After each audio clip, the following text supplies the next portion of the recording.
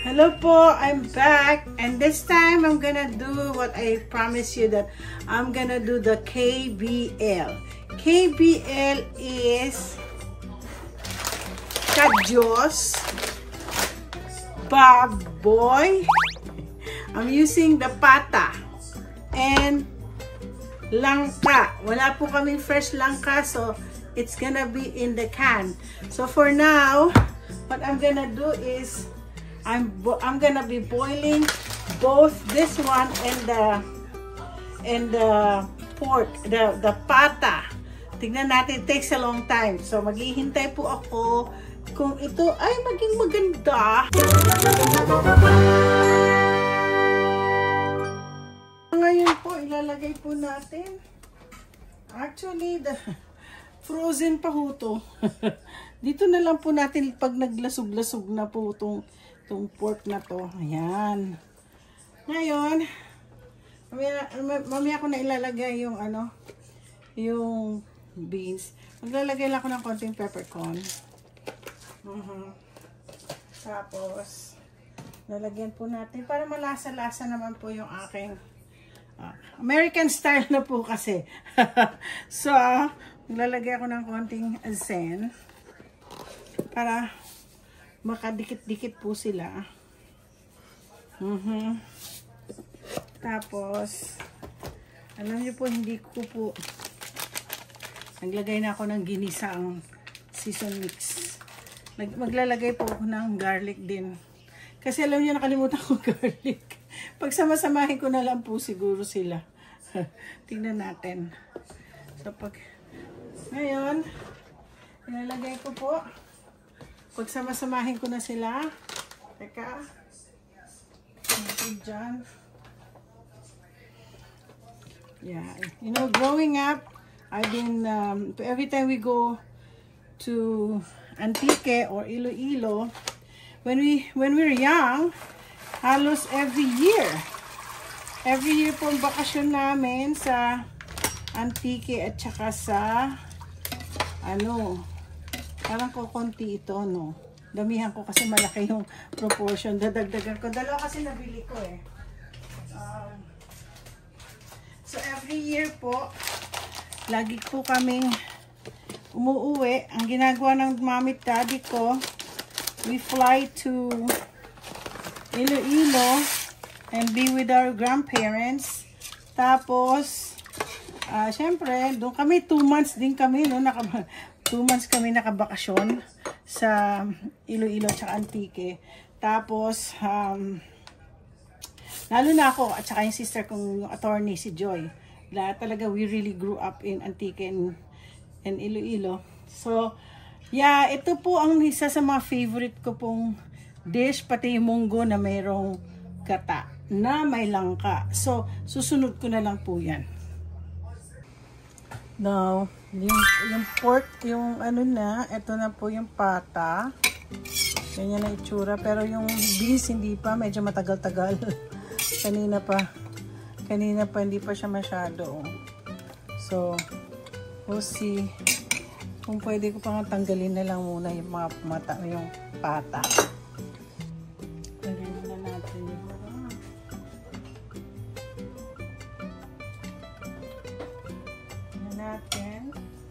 malambot pa, malambot na.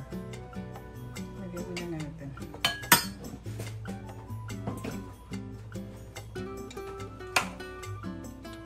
Palambutin natin pa muna yung beans kasi hindi pa masyado.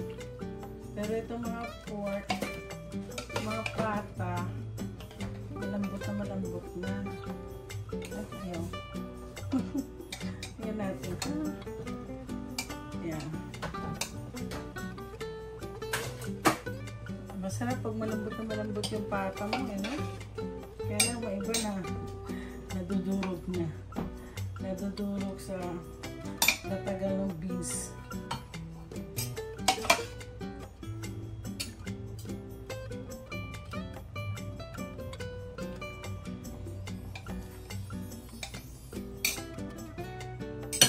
Papaguloyin po na natin. Ito po ang natira. Ito po yung aking pata. So, ngayong Ito, kita nyo. Ito ang garlic galing sa garden ko. So, yun ang aking gagamitin.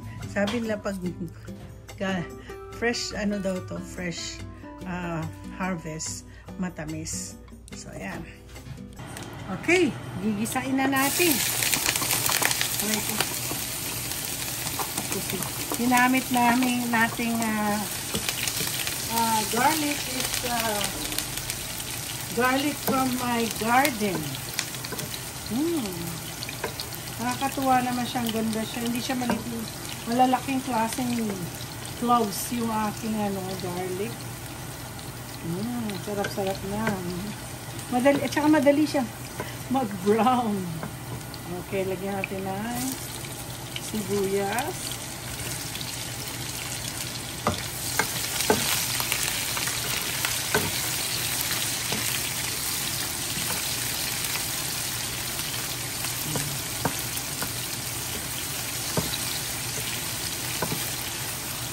Gigisa ko siya.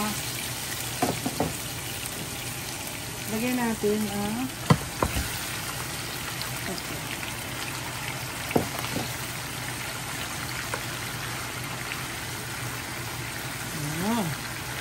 Bango-bango. Lagyan natin na sabaw.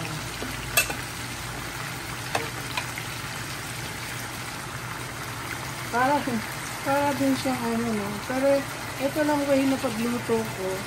Kanya-kanyang style yan. Pagliluto ng KBL. Importante, KBL. Kadyos.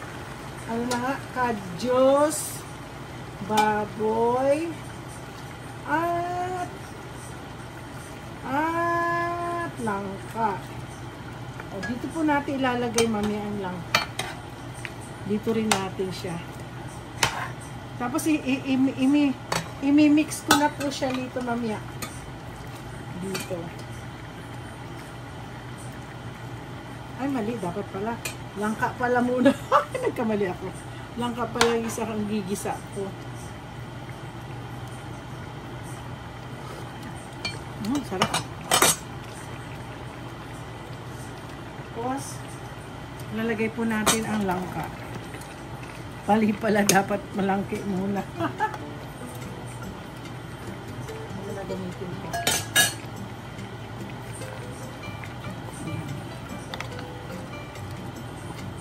Ang sarap. Ang sarap-sarap po na. Gagamitin ko muna sila.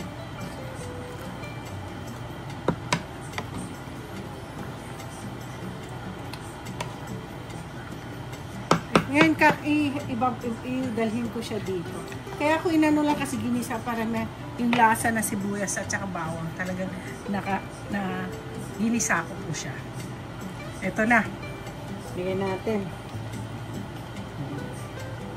Papakuluan natin yan. Ngayon, tignan ko muna. Ano pa mag-ulang? Masarap. Masarap naman na siya. Pero may isa pang gustong hindi ko pa lang masyadong nilagyan ng asin.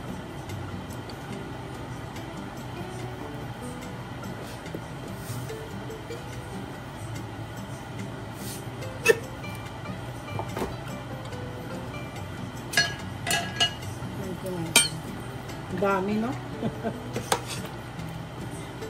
Marami kong mabibigyan nito. Para dumating na si Manayday na. Dadaan siya bukas ng umaga.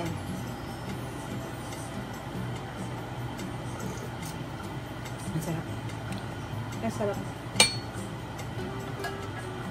Okay. Sarado ko na po para madali po siyang maluto. With my kadyos.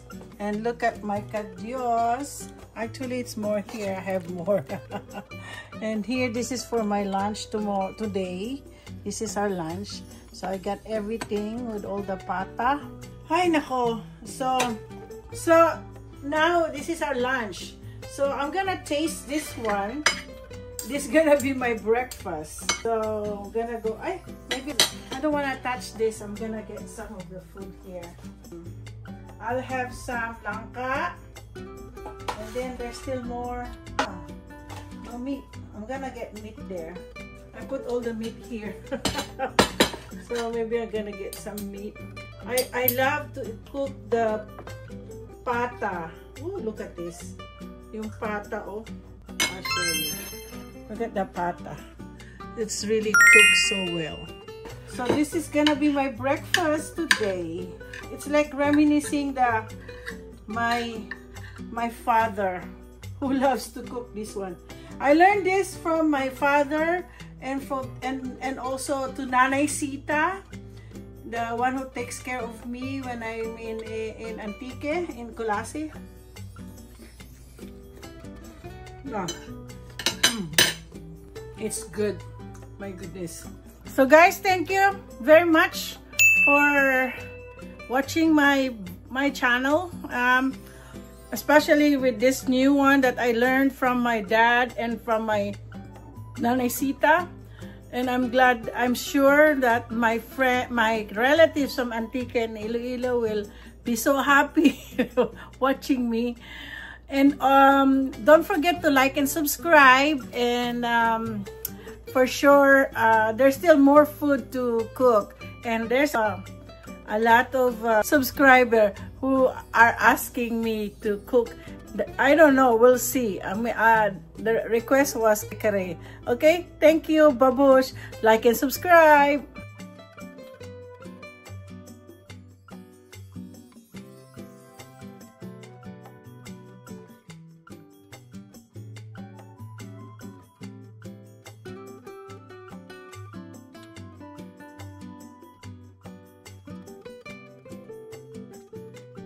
I'm done.